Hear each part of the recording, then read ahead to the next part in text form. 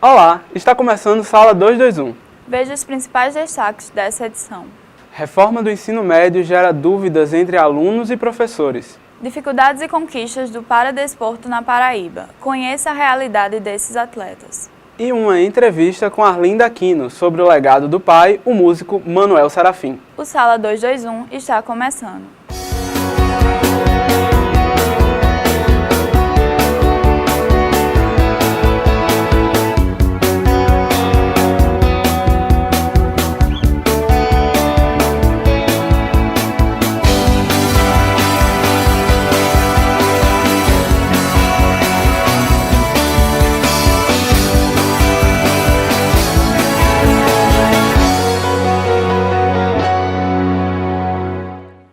Ela foi responsável por causar um verdadeiro rebuliço entre os profissionais da educação, assim como em toda a sociedade. Acompanhe a matéria do repórter Lucas Campos sobre a reforma do ensino médio e entenda melhor uma das propostas mais polêmicas do governo Temer. A reforma do ensino médio é um conjunto de diretrizes que tem como objetivo principal a flexibilização do currículo. A partir de agora, a língua portuguesa, o inglês e a matemática serão as únicas disciplinas obrigatórias, enquanto as outras serão optativas. Além disso, o ensino integral e o técnico serão ofertados aos estudantes. Essa medida provisória, essa reforma, foi de certa maneira necessária pela conjuntura educacional do Brasil, mas a forma em como ela foi implementada não incluiu de maneira nenhuma a população que poderia ajudar a constituir essa reforma. A reforma do ensino médio tem repercutido entre os profissionais da educação. O Sindicato dos Trabalhadores e Trabalhadoras em Educação do Estado da Paraíba, o SINTEP, tem falado sobre o tema em suas assembleias. Reunindo profissionais da educação de vários segmentos, o SINTEP colocou em pauta a reforma do ensino médio. Foram abordadas questões como a do ensino integral e a da contratação de profissionais do notório saber, pessoas que possuem apenas a experiência prática, mas não o diploma. No passado, eles contratavam prestação de serviço, pessoas de todas as áreas para ser professor, médico, engenheiro, advogado, contador. É bem verdade que nós defendemos a escola pública por tempo integral. Isso é um ponto que nós defendemos, sempre foi bandeira nossa. Agora, para isso, temos alguns pré-requisitos que são fundamentais, que não estão sendo considerados. Primeiro, é a estrutura dessa escola para tempo integral. A escola tem que ter, no mínimo, refeitório, a escola terá que ter, no mínimo, condições de sanitários para que o aluno possa fazer sua higiene normal do dia a dia, escovar os dentes, tomar banho, e fundamental também dizer os laboratórios. Atualmente, o ensino médio tem 800 horas anuais, ou 2.400 horas nos 3 anos. Mas as escolas terão que seguir a Base Nacional Comum Curricular e montar uma grade de 1.400 horas por ano, totalizando 4.200 horas em todo o ensino médio. Maria Luísa é estudante de Geografia na UFPB e não gostou das mudanças que a reforma trouxe. Desestimula ainda mais ele de trabalhar. Ele já pega um profissional que já não tem um salário assim bom e simplesmente diz assim, olha, não precisamos tanto assim de você. No curso de História da UFPB, os alunos estão preocupados com o impacto da reforma no futuro profissional deles. As licenciaturas já são sucateadas, já são vistas como não opções, como segundas opções mesmo. E assim, você tira isso do ensino médio, algumas disciplinas do ensino médio enquanto obrigatoriedade, você fecha o mercado de trabalho para quem precisa trabalhar. Você coloca sobre a responsabilidade do aluno, nas costas do aluno, que já sofre muita pressão, a questão de escolher o que vai querer, mas tira dele essa opção de conhecer a variedade de cursos que se pode oferecer. Aqui no Liceu Paraibano, a reforma do ensino médio tem sido discutida. O problema é que nem o diretor, nem os professores e principalmente os estudantes têm entendido como a reforma será aplicada de fato. Nos 3 anos, as únicas obrigatórias são português, matemática e inglês. Essas outras, aí ficamos à mercê do que for decidido aí. A gente não tem a mínima ideia de como é que se vai mexer numa estrutura de um país inteiro, numa educação, sem ter muita clareza. Falou só alguns professores, mas só que raramente falam sobre isso. Ensinam mais sobre a sua matéria, mas não sobre a política em si que está desenvolvendo na escola. se hoje, mesmo a gente saindo do terceiro ano, a gente não sabe o que realmente a gente quer cursar, como é que um aluno que está saindo do 9º ano, que vai entrar ainda no ensino médio, nesse mundo novo, vai saber o que ele realmente quer cursar? Porque tem muita gente que se identifica com várias matérias e tem muita gente que acha que se identifica com uma matéria até chegar ao ensino médio. Como é que esse aluno vai fazer? Como é que ele vai ser um bom profissional se ele nem sabe o que ele quer escolher? Mesmo sem orientações claras, os professores do liceu estão informados sobre as mudanças. Bem, a reforma do ensino médio ela é bastante problemática por diversas questões. A primeira questão é que ela é feita sem contatar a base e os pesquisadores na área. Outra questão bastante grave em relação a isso é a possibilidade de alguém com notório saber, que não está muito claro o que é isso, poder atuar na área. Isso vai facilitar com que muitos políticos usem dessa abertura no texto para contratar quem eles bem entenderem. Para mim, é algo de tanto súbito que chega a notícia, né, da reforma do ensino médio e, sobretudo, da retirada da obrigatoriedade da filosofia no ensino médio, que é preciso refletir se o nosso estudante do ensino médio ele vai ter uma maturidade para optar em fazer filosofia ou não. Em algumas escolas particulares, como a Neogênesis, o assunto também é debatido. Nós estamos sempre discutindo com os nossos alunos as questões positivas e negativas para o aprimoramento de conhecimento. No fim das contas, os estudantes serão os mais afetados pela reforma do ensino médio e eles não estão satisfeitos com esse cenário. Hoje, muitos alunos que saem do ensino médio não sabem quase nada, não sabem ir debater com uma pessoa, vamos supor que saia do ensino médio alemão, de outro ensino médio, não vai conseguir debater, porque a gente não tem uma boa base. Como é que você quer mudar isso? Se já não é bom, vai ficar o quê? Próximo de completar um ano da reforma do Parque da Lagoa, passageiros e pessoas que passam pelo local dividem opinião sobre o que melhorou e piorou nesse período. O Parque Solon de Lucena, carinhosamente chamado de Lagoa, é um ponto turístico importante para a cidade de João Pessoa, na Paraíba. Localizado no centro da cidade, o parque é marcado pelo verde e pela diversidade de público. Tem gente que vem para namorar, para andar de skate, caminhar, bater um papo com os amigos e se divertir. Tanto para quem gosta de praticar esportes, quanto para quem vem para dar uma volta, conhecer, virou um grande ponto turístico. Em junho de 2016, foi entregue uma nova lagoa, após quase 2 anos em reforma. O projeto teve um investimento de 37 milhões. Antes, o parque era conhecido pela insegurança. Hoje, quem passa por aqui gosta do que vê. Na estrutura que eu vi, eu estava morando em Recife, sou daqui também da Paraíba, e vi isso aqui e com certeza está muito bem ornamentado. São 12 praças ao todo, e essas praças, cada uma tem, por exemplo, a praça da escola, tem mais uma representatividade para receber os alunos aqui que participam, que são desses colégios, dessas escolas que estão aqui, então eles vão. Tem a academia, feita especificamente para as pessoas que querem fazer atividades físicas. Aqui tem muito espaço para os idosos e crianças também. Idoso, a gente tem, por exemplo, um programa só focado no idoso, que toda quarta-feira, todas as nossas práticas, todas as nossas atividades são focadas para os idosos. Então, de 8 da manhã até meio-dia tem atividade só para idoso aqui. As crianças que vêm aqui têm acesso aos parques, né? Aos brinquedos. Com a reforma, o reforço com a segurança das pessoas com a estrutura do parque aumentou. Auxilia o cidadão a sair da ciclovia para não sofrer acidente. Auxilia o cidadão, se tiver com a criança, não ficar na borda da lagoa, caso de não ocorrer o acidente de cair, né, e se afogar. Se caso acontecer isso, temos os bombeiros civis, né, à nossa disposição. Mas existe um outro lado dessa história. De acordo com as pessoas que pegam ônibus aqui na Parada da Lagoa, a reforma piorou o congestionamento. Agora são cerca de 6h30 da noite e o trânsito está fluindo com muita lentidão. Todo dia eu tenho que passar por aqui, porque eu tenho que passar pela integração para pegar outro ônibus para poder estudar. 1h, 35 minutos para sair daqui. Até já passei mais, eu passei quase 1 hora presa aqui na Lagoa. No início da gravação da entrevista que vocês acabaram de ver da Emily, o ônibus que ela pega estacionou para embarque e desembarque. Ao fim, ela ainda conseguiu pegar o mesmo ônibus 20 minutos depois por conta do trânsito parado. Todos os dias, Dona Maria Selma enfrenta o mesmo problema.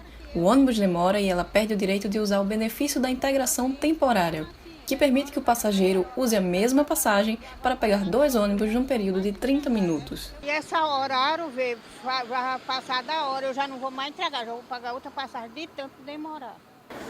para vivenciar a experiência de quem pega ônibus diariamente e enfrenta o congestionamento da Lagoa, nós vamos pegar um ônibus aqui na Praça da Independência e vamos ver quanto tempo nós vamos demorar até chegar ao parque. Fizemos a experiência em 2 dias e em horários diferentes e nos deparamos com um trânsito lento que fluía. Percorremos cerca de 900 metros de um ponto a outro. São 5h33 da tarde, nosso cronômetro está aqui em 3 minutos já. E a gente pode tomar parada no sinal, está saindo agora. O motorista abriu aqui agora, o ônibus aqui do lado. A gente está descendo, fora da faixa.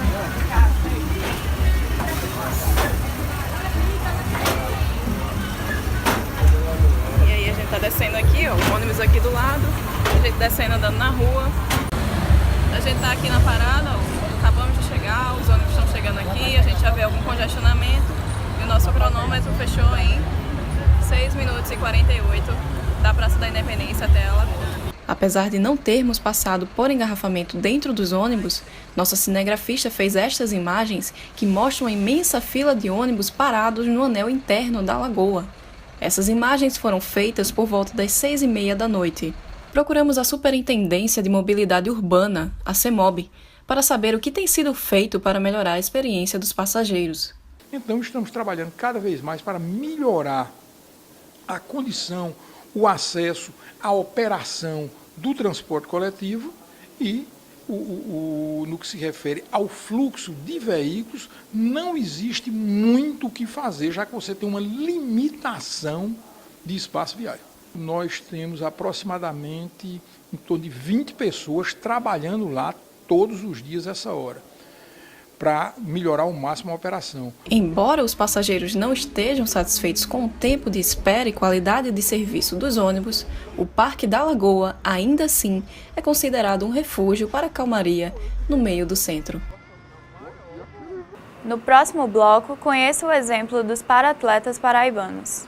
Conheça também um pouco da história do músico Manuel Serafim, contada pela filha Arlinda Aquino.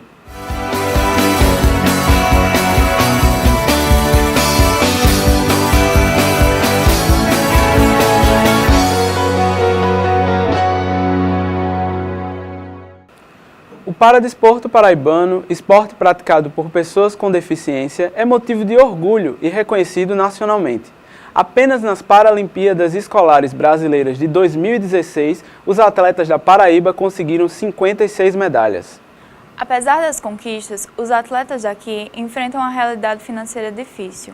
O repórter Lucas Campos conversou com eles sobre os desafios. Confira na reportagem. Fundada em 2013, a Associação Atlética das Pessoas com Deficiência do Estado vem tentando ajudar os atletas mesmo com pouco dinheiro.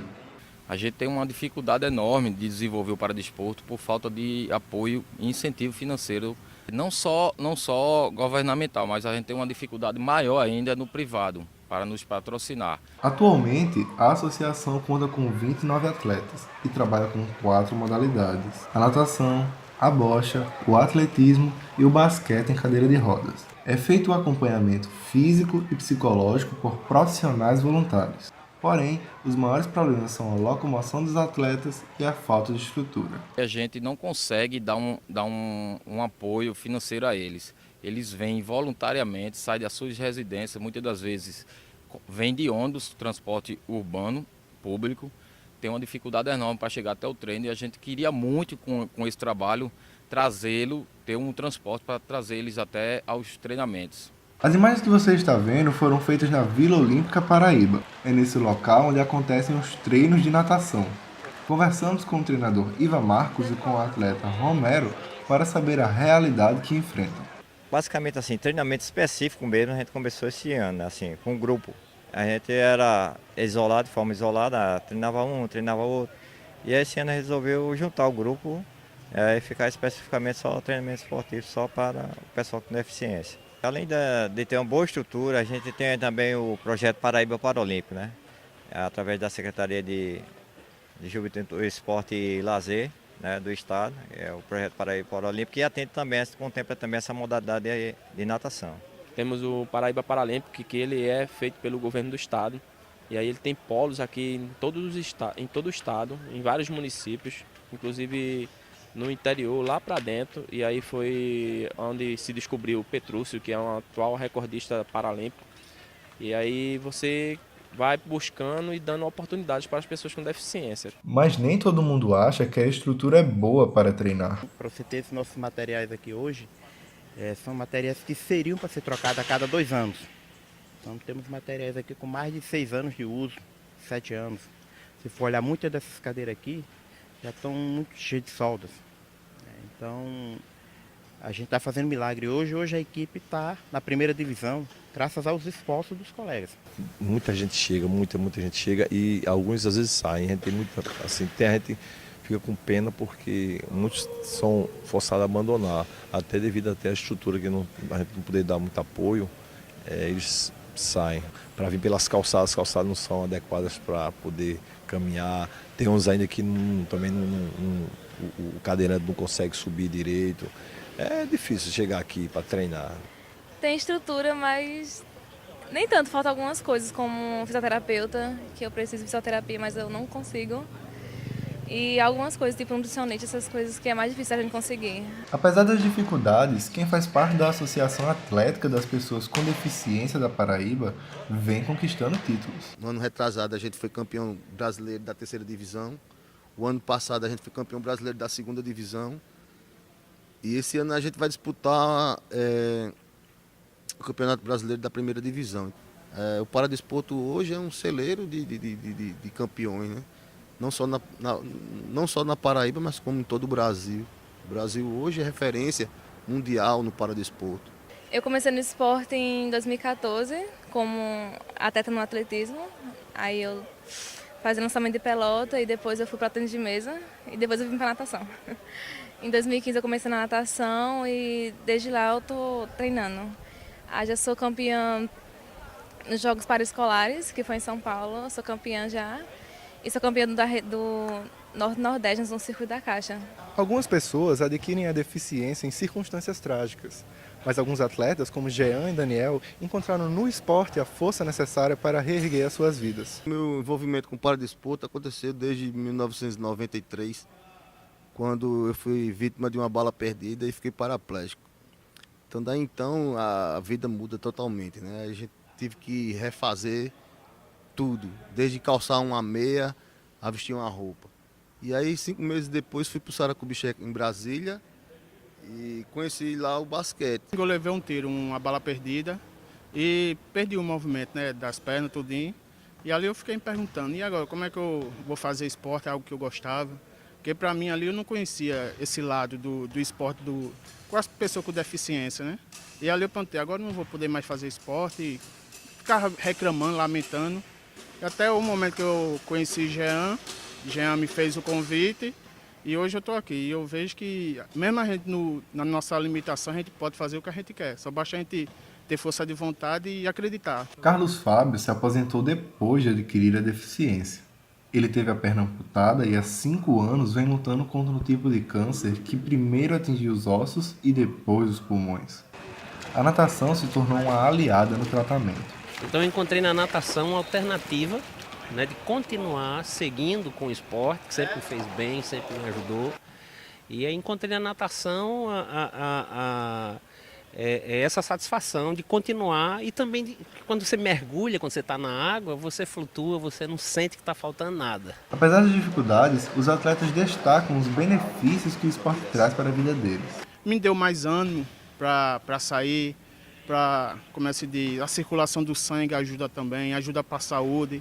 E eu me sinto alegre fazendo algo que eu gosto, que é o esporte. Que aqui eu conheci pessoas novas e aqui eu vi até onde vai a minha limitação, até onde eu posso ir. O esporte é muito importante para mim porque ele tira a minha cabeça dos problemas que eu tenho do meu dia a dia, da escola, do cansaço. E quando eu entro dentro da água, eu só foco na água e mais nada, eu esqueço de tudo. E aí eu me sinto livre para fazer o que quiser. Eu rio, eu brinco e treino, é a melhor coisa do dia. Você vai conhecer agora a história de um grande músico paraibano contada pela filha dele, que está fazendo um projeto de memória do pai. Manuel Serafim de Souza Filho nasceu em 1940 no Boqueirão de Cabaceira, sertão paraibano. Apaixonado pelo forró pé de serra, Serafim fez composições para artistas renomados como Jackson do Pandeiro e Luiz Gonzaga, mas não teve o reconhecimento que merecia. Suas composições e arranjos eram criados de forma muito peculiar, assoviando. Manuel passou o legado musical para a filha, Arlinda Aquino, que hoje, aos 25 anos, é percussionista da banda Flotilha em Alta Terra. Arlinda também harmoniza as melodias da banda de uma forma muito peculiar. Ela adaptou a bateria e o carrom para que pudesse soar de maneira mais agradável aos ouvidos dos fãs da banda. Essa adaptação ganhou o nome de percuteria. Eu não sei, eu só me amo. Arlinda decidiu homenagear o pai e resgatar todo o material possível sobre Manuel Serafim. Nesse trabalho de memória, ela descobriu um pai, um músico e um amigo de todos. Eu estou aqui com Arlinda Aquino, a filha de Manuel Serafim, músico e compositor paraibano, e ela vai contar um pouquinho sobre a pesquisa que ela está fazendo de recordação da vida dele em memória e sobre tudo o que ele viveu e o que passou para ela. Arlinda, conta um pouquinho para a gente como é que está sendo feita essa pesquisa. Bom, essa pesquisa ela é um vídeo documentário que eu estou produzindo sobre a história dele. Só que, na verdade, a gente pensou em buscar as pessoas que fizeram parte da vida dele e entrevistar elas, pedir para elas falarem sobre a vivência, né, a convivência com ele, trazer um pouco de quem era Manuel Serafim para o trabalho. Fala um pouquinho pra gente do artista Manuel Serafim. Ele era um músico que levava uma bagagem imensa, né, por onde ele passava, mas o que ninguém sabia é que ele não possuía estudo algum de música. Ele nunca foi numa escola, nunca foi numa escola de música, nunca estudou música, mas ele foi em grandes momentos da história dele, ele foi um dos professores dos músicos dele, que hoje são músicos renomados na história da música paraibana. Eram músicos dele e aprenderam com ele, só que ele não sabia teoria. Ele era músico que a gente tocava de ouvido, né? Que a gente usa esse termo para dizer que aquela pessoa é autodidata, que não passou por nenhum estudo. Então ele era essa pessoa especial. Você falou que ele fez parcerias, inclusive Jackson do Pandeiro, né? Você sabe como é que foi isso? Sim, ele foi ao Rio de Janeiro e aí lá ele conhecia o Zé Calixto, que é um sanfoneiro da sanfona de 8 baixos, conhecido mundialmente, e eles eram amigos, e aí o Zé Calixto apresentou Manuel Serafim ao Jackson do Pandeiro. E aí eles começaram a tocar juntos no forró de Anísio Silva, no Rio. E aí, a partir disso, ele entrou para o grupo, para a banda, né, de Jackson do Pandeiro, e começou a acompanhar ele como ritmista. No forró só tem amor pra dar, a rapaziada vem dançar, aqui é proibido cochilar. Sobre o processo de composição dele, o que era peculiar dele, do artista mesmo? Bom, quando ele ia compor, ele ficava munido, posso dizer assim, de 2 ferramentas. Ele só precisava de 2 coisas. Um gravador de fita, e um pandeiro. Ele compunha, né, assobiando. Então, o processo de composição dele era mais ou menos isso. Ele colocava o gravador, dava o rec e começava a assobiar e tocar pandeiro. Você acha que essa diferença assim, na forma de compor, né, veio também do rádio, já que ele era radialista? Eu acho que tá tudo interligado, né? Por ele gostar de rádio, ele era apaixonado completamente. Além da música, ele era apaixonado por rádio. Onde você encontrasse ele, ele estaria com um rádio em algum lugar. Então, eu acredito que sim, que isso pode ter influenciado, né? Falando um pouco assim sobre o legado, né, a herança que ele te deixou. Você acha que isso teve influência na sua vida, musicalmente falando? Com certeza. Meu pai, ele foi o meu primeiro professor da vida, né, e da música, principalmente. E ele me incentivou muito desde o início. quando eu comecei a demonstrar interesse pela música, ele me incentivou, ele me colocou para estudar. E muitas vezes eu desistia de assistir às aulas de música que eu assistia, né? Porque eu sabia que eu tinha em casa uma pessoa que podia me ensinar, me guiar bem melhor do que aquela professora formada que tinha lá para me dar aula. Então, eu preferia estar em casa com ele aprendendo, vendo ele tocar nos shows, vendo a forma que ele fazia tudo, porque aquilo para mim era fascinante. Você hoje é percussionista, né? Você vê traços dele na sua forma de tocar? Ele tinha uma técnica que era dele, era algo que no decorrer da vida dele, ele foi adquirindo, né, as experiências que ele teve com as pessoas que ele teve a oportunidade de conhecer. E eu acho que ele me influencia, sim, mas se eu falar que assim, eu tenho traços do que ele fazia, eu acho que eu vou estar exagerando, mas esse dom, essa vontade, o desejo, o amor pela música vem dele, com certeza. Pra gente finalizar, o que é que o seu pai representa para você? Bom, meu pai, ele era o meu melhor amigo, né? Então, onde ele ia, eu queria estar junto. Então, era muito difícil para mim, criança, apaixonada pelo meu pai, pelo que ele fazia, fã dele mesmo, assim. Quando ele viajava para tocar, era muito difícil. Eu ficava em casa louca para estar lá, mas criança, né, não tinha condições de estar lá perto. Ele representa tudo.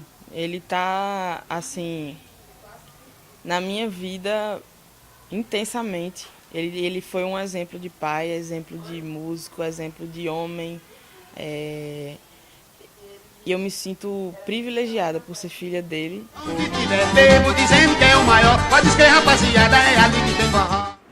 O Sala 221 fica por aqui. Até a próxima!